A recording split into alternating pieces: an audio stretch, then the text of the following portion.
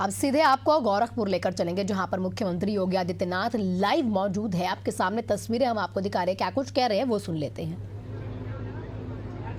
मुझे याद है जब यहाँ पे लोकनायक की यह प्रतिमा स्थापित की गई थी, गोरखपुर विश्वविद्यालय के वरिष्ठ आचार्य और प्रोफेसर डॉक्टर अशोक कुमार जी ने उस समय इस कार्यक्रम में अग्रिम भूमिका का निर्वहन किया था। आज वे हमारे बीच में नहीं है, लेकिन उनकी धर्मपत्नी और परिवार के सदस्य इस कार्यक्रम के साथ यहाँ पे जुड़ रहे हैं। बहनों और भाइयों, राष्ट्रपिता महात्मा गांधी के सच्चे अनुयायी श्री जयप्रकाश नारायण जी जीवन पर्यंत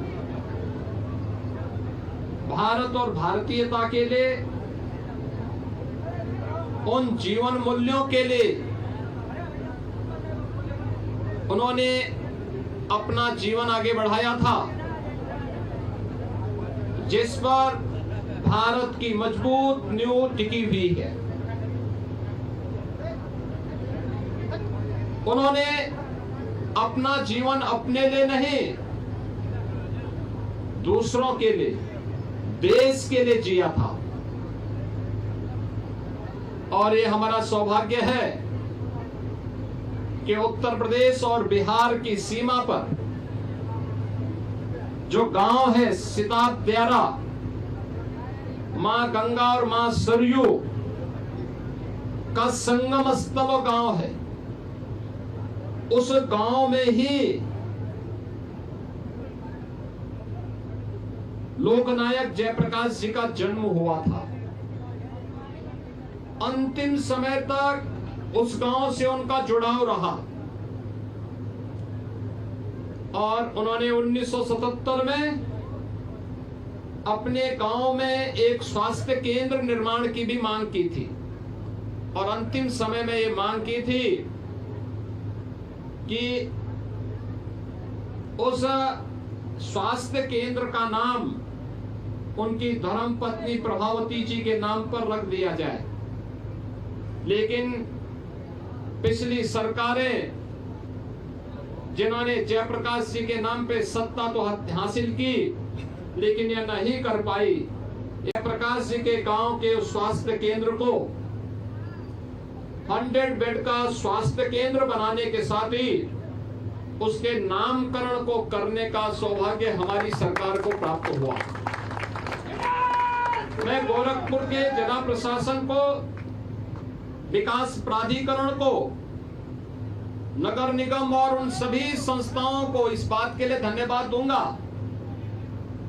कि जयप्रकाश जी की इस स्मृति को जीवंत बनाने के लिए इस चौराहे का चौड़ीकरण के दौरान जब मूर्ति को पुनर्स्थापित करने की बात आई, तो उन्होंने उसे बेहतरीन सुंदरीकरण के एक केंद्र के रूप में आज यहाँ पे बदला है। यह अन्य केंद्रों के लिए एक नई प्रेरणा होगी।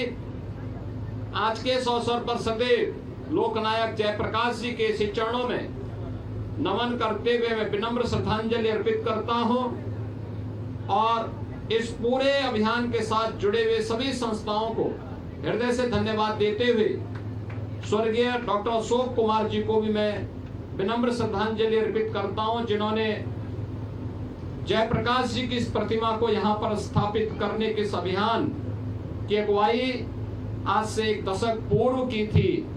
आज उनकी आत्मा भी इस नए सुंदरीकरण के कार्यक्रम के बाद प्रफुल्लित हो रही होगी। इन्हीं शब्दों के साथ आप सब इतनी भीषण गर्मी के बावजूद इस कार्यक्रम के साथ जुड़े, विकास के प्रति आप लोगों ने रुचि ली। नए भारत के नए गोरखपुर में आपके द्वारा जो उत्साह और उमंग का माहौल बनाया गया है, मैं इसके लिए आप सबको भी हृदय से धन्यवाद देता हूं।